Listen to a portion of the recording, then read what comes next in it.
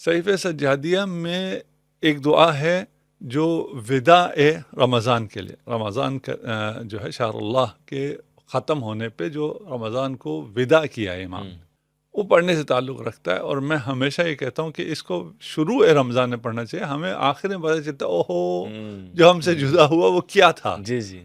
کاش یہ ہمیں پہلے پتہ چلتا. بسم اللہ الرحمن الرحیم.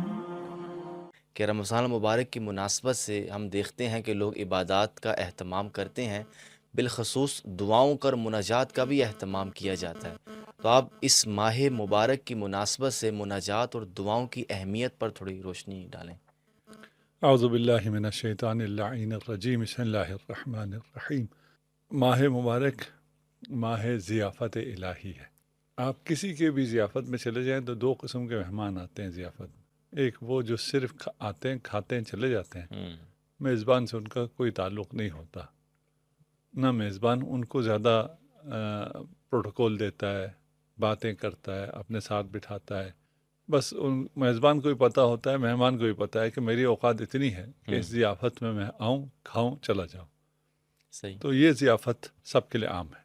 آئیں، بہرمند ہوں، کھائیں سے مراد بہرمند ہوں، صحیح. اور چلے جائیں.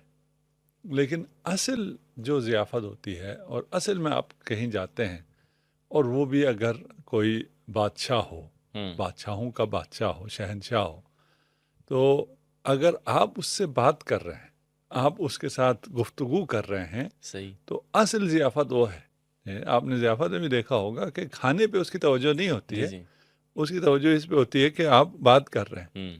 اور عام کی ضیافت کا میں کہوں اگر کہ مثلاً آج بھی میری کمر میں درد بھی تھا اور میں ایک مجلس میں گیا تو اتنے لوگوں کو ہاتھ ملانا تھا، سلام کرنا تھا، اور اس کے بعد جو ہے وہ سیلفیز لینی ہوتی ہیں یا پکچر لینی ہوتی ہے ان کو، اور کیمرہ پکڑا کے آتے ہیں.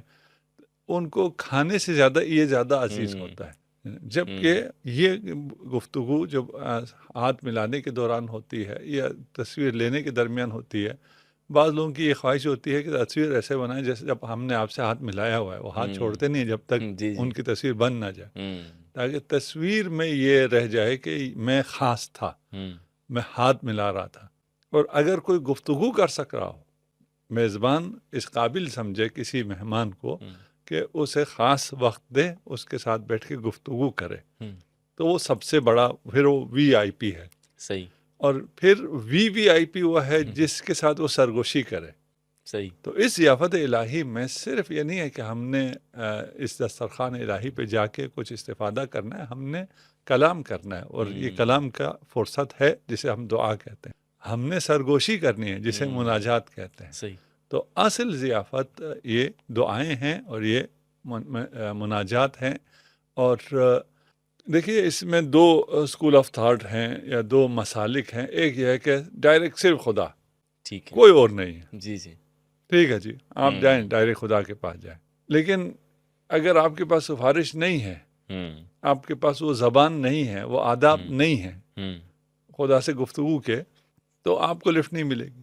آپ کو ملے گا، یہ نہیں ہے کہ آپ کو نہیں ملے گا، آپ کو خاص عنایت نہیں ملے گی، اس لیے کہ آپ کو بولنا ہی نہیں آتا. وہ آپ کو اپنے پاس بٹھائیں اور کہیں تم ہی بولو.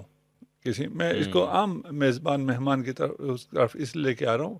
ایک شخص ہے، اس کو بہت اچھا بولنا آتا ہے، اس نے سیکھا ہے بولنا، تو وہ جاتا ہے، اس کے ساتھ میزبان زیادہ گفتگو کرتا ہے، اس کو بھی مزہ آ رہا ہوتا ہے، بولنے والے کو بھی مزہ آ رہا ہوتا ہے، سننے والے کو بھی مزہ آ رہا ہوتا ہے. جو باقی لوگ بیٹھے ہوئے ہیں وہ بھی کہتے ہیں ہاں اسی کا حق ہے یہ بولے. ہم نے جا کے کیا کہنا ہے؟ ہماری باتوں میں اتنا وزن بھی نہیں ہے کہ وہ بیٹھ کے ہماری باتوں کو میزبان سنے. یہ صرف میں تمثیل بیان کر رہا ہوں، اس میں مشکل نہ ہو جائے.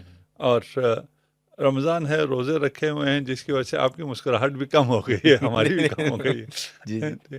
ہمارے ناظرین نے آپ کی مسکراہٹ ہماری مسکراہٹ کی وجہ سے ہی دیکھتے ہیں، ہماری باتوں کی وجہ سے کوئی اتنا ہماری باتوں میں دم خم نہیں ہے. تو اب خدا کی بارگاہ میں جا رہے ہیں، مجھے بولنا ہی نہیں آتا، مجھے نہ بولنے کا سلیقہ ہے، نہ دعا کا سلیقہ ہے، نہ مناجات کا سلیقہ ہے، اور میں مناجات کیے چلے جا رہا ہوں، میں دعا کیے چلے جا رہا ہوں، لیکن مجھے پتہ نہیں ہے کہ رب الارباب کن دعاؤں سے خوش ہوتا ہے. ماشاء اللہ. اللہ کی، یہ جملہ غلط ہے لیکن سمجھانے کے لیے، اللہ کی نفسیات سے واقف شخص اگر ہمیں دعا سکھائے، واہ. جملہ سے بالکل سرے سے غلط ہے لیکن سمجھانے کے جی لیے میں جی نے جی کہہ جی دیا. جی جی اب مسئلہ یہ ہے کہ کوئی اگر کلپ میں یہی کاٹ کے کہے دیکھو یہ کیا کہہ رہا ہے، جی جی. تو میں پہلے اور بعد دونوں میں کہا میں نے کہ جملہ غلط ہے، ہوں. لیکن سمجھانے کے لیے ٹھیک ہے. وہ ہمیں کہیں سے نہیں ملتی الا اہل البیت.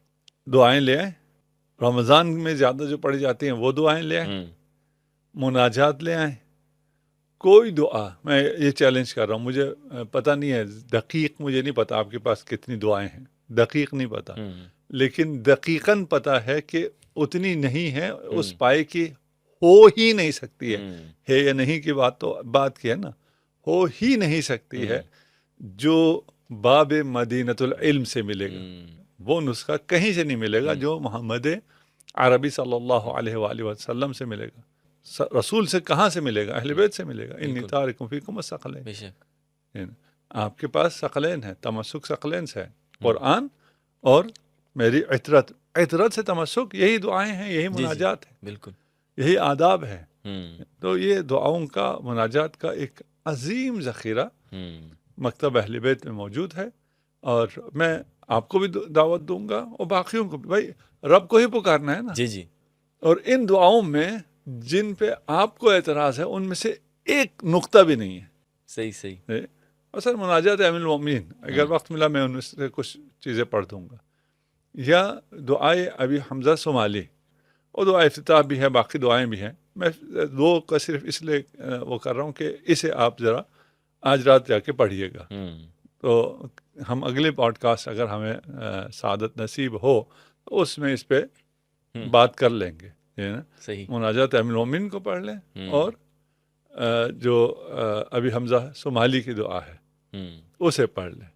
اس کے بعد ان دونوں میں یہ بات بھی میں پہلے ضمانت دے رہا ہوں کہ جن پہ آپ کو اعتراض ہے ان میں سے کچھ بھی اس میں نہیں ہے. صحیح صحیح. یعنی اس میں امیر المؤمنین سے استمداد نہیں ہے. صحیح صحیح. اس میں ڈائریکٹ خدا کو پکارا جا رہا ہے. آپ کو یہی چاہیے تھا نا. صحیح صحیح. جی جی.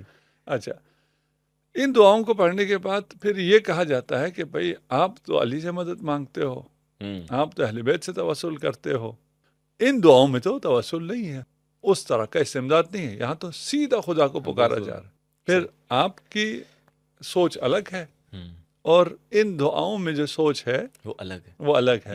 اچھا، اگر آپ نے مناجات کی اہمیت کو واضح کیا، آپ آداب کے حوالے سے بھی رہنمائی فرما دیں کہ بندہ مومن جب خدا سے مناجات کرتا ہے اور آہوزاری کرتا ہے، آہو فغاں کرتا ہے، تو اس کے آداب کیا ہونے چاہیے کہ وہ کن کلمات سے ابتدا کرے؟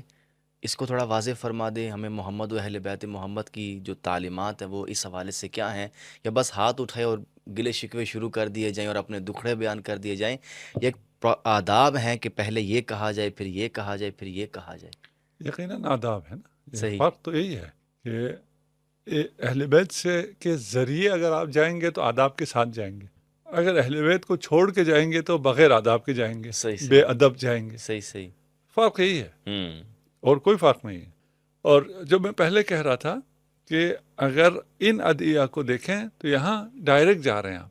میں کہتا ہوں اگر آپ نے اہل بیت سے توسل کیا، اہل بیت تک پہنچ گئے، تو وہ جو آپ کو تعلیم دے رہے ہیں اس میں پھر واسطہ نہیں ہے، یہ تو تکویناً واسطہ ہو گیا نا. یعنی اہل بیت واسطہ ہیں اور آپ کا ہاتھ تھام کے آپ کو رب تک پہنچا رہے ہیں. اس کے بعد جب انہوں نے آپ کو تھاما، آپ کو سکھایا اور آپ کو رب تک پہنچایا، تو اس میں پھر دوبارہ وہ خود نہیں آئیں گے نا. اس میں آتا ہے صلوات آتا ہے، اس در بھی آتا ہے، لیکن اتنا نہیں ہوتا کہ آپ کو اعتراض ہو. اچھا، ہم نے ایک کام کیا، ہم سے مراد والد صاحب نے، والد معظم خدا رحمت کرے، اور ان کے بہت سے ایسے کام ہیں اور بہت سے ایسے آئیڈیاز ہیں جو منفرد ہیں، کبھی کسی کے ذہن میں نہیں آئے، کبھی کسی کو توفیق حاصل نہیں ہوئی جو انہیں حاصل ہوئی. صحیفہ سجادی، ابھی تو ہم نے ایک دعا کی صرف بات کی تھی نا مناجات کی، تو اگر زیادہ پڑھنا چاہتے ہیں تو صحیفہ سجادیہ.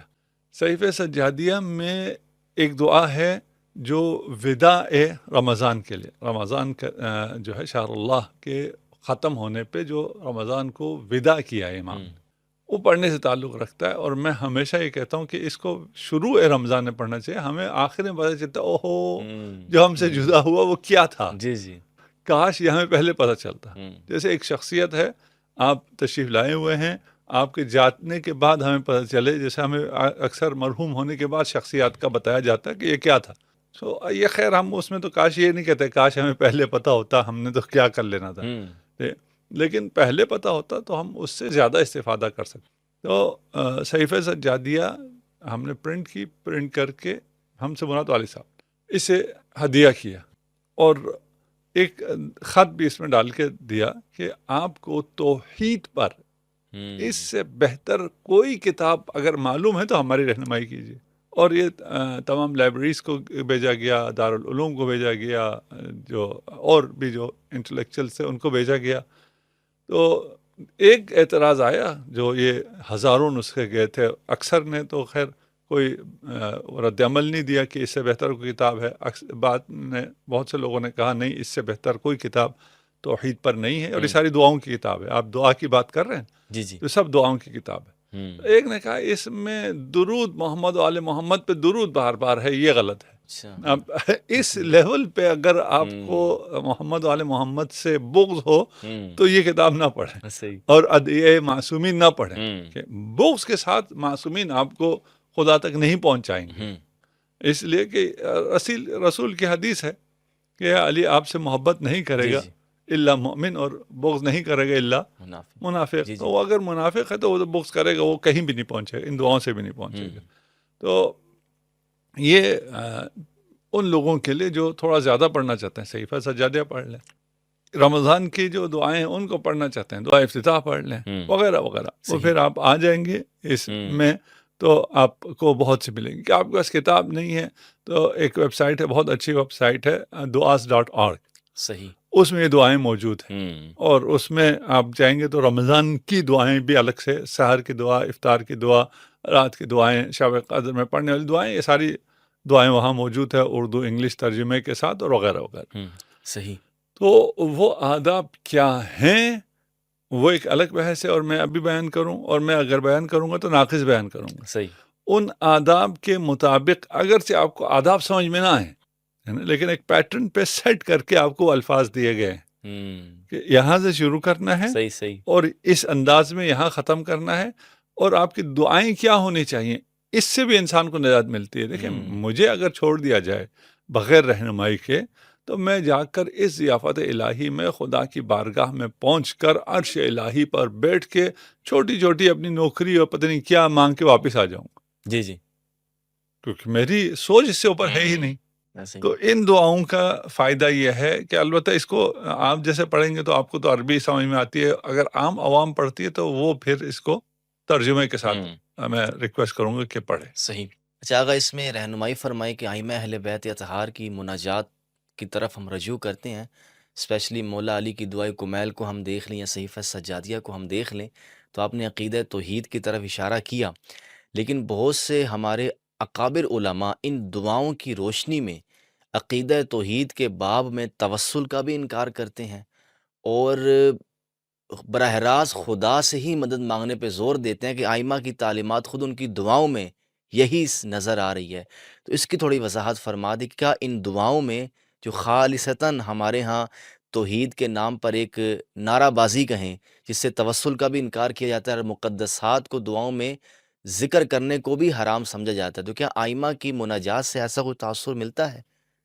یہ میں نے عرض کیا کہ اس کا جو بہت بڑا حصہ ہے اس سے تاثر لیا جا سکتا، لیکن ایک دفعہ آپ نے یہ مان لیا کہ خدا تک پہنچنے کا راستہ صرف یہی ہے، اس کے علاوہ میں چیلنج کرتا ہوں کوئی اور راستہ ہے ہی نہیں.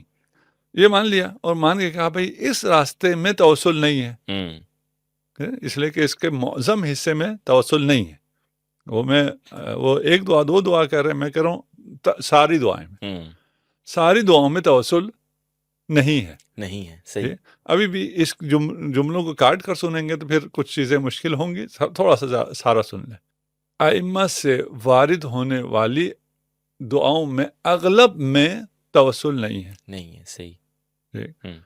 اور ڈائریکٹ جو آپ کا نقطۂ نظر ہے، آپ سے مراد آپ کے متشددین کا نقطۂ نظر ہے، اس کے مطابق ہے، عین اس کے مطابق ہے. اس لیے میں نے شروع میں کہا تھا نا، آپ پڑھیں، آپ کو اس میں کوئی مشکل پیش نہیں آئے گی.